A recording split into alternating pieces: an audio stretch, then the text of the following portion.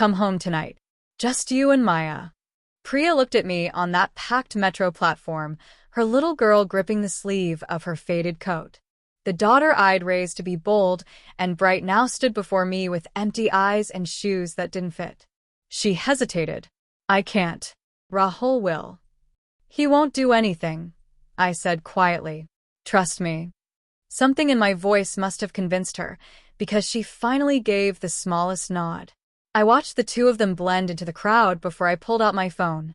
I had 3 calls to make. The BMW I'd given Priya on her birthday was parked in Rahul's mother's driveway. I knew because I'd driven past their house twice that week, observing, memorizing their routines. Priya had been married for 4 years.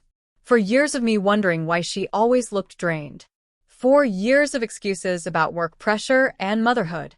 4 years of her slowly distancing herself until she stopped visiting altogether. I'd thought I had done something wrong, that she no longer needed her father. But the way she recoiled when I touched her shoulder on that platform, that told me everything. Someone had taught my daughter to be afraid.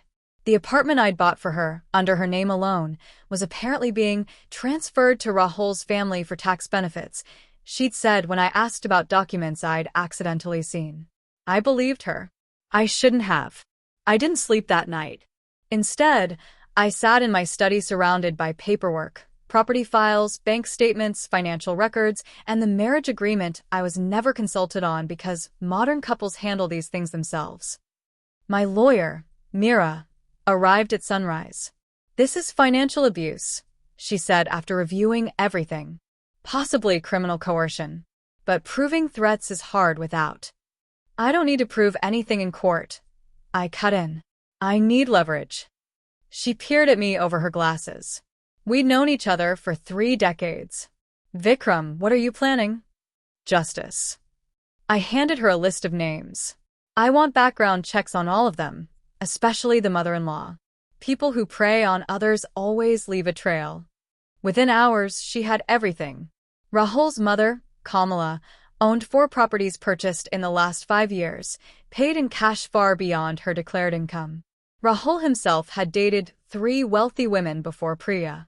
Each relationship ended abruptly after less than 2 years. A pattern. A business model. My daughter wasn't their first target, just their most profitable one. I was the one who made her valuable prey. That thought made my hands tremble. I forced them still. Emotion could wait.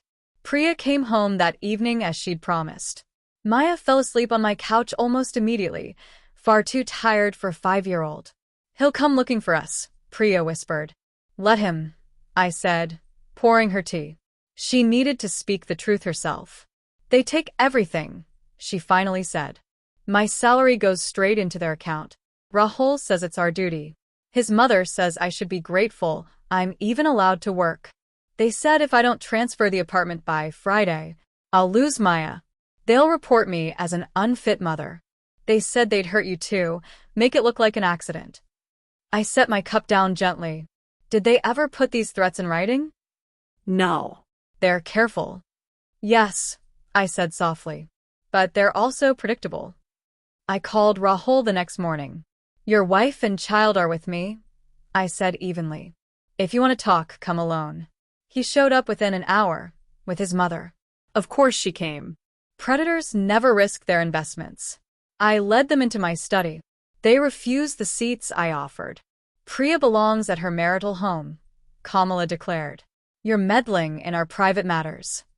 Am I? I opened a folder.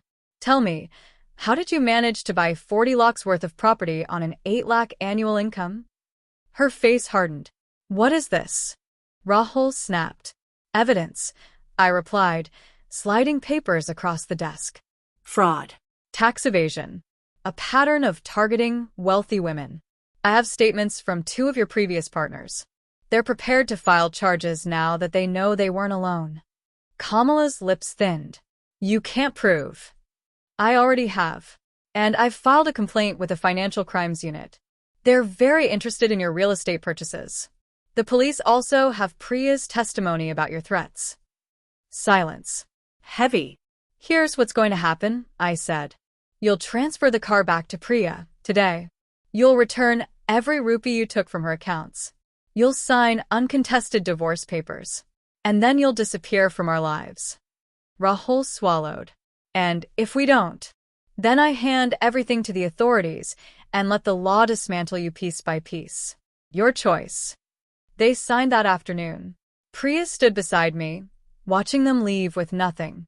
I should have told you earlier, she said softly. You told me when you could, I said, squeezing her hand. That's enough. But inside, I knew the truth. I hadn't merely failed to protect her. I taught her that silence was safer than trust. And some lessons take a lifetime to undo.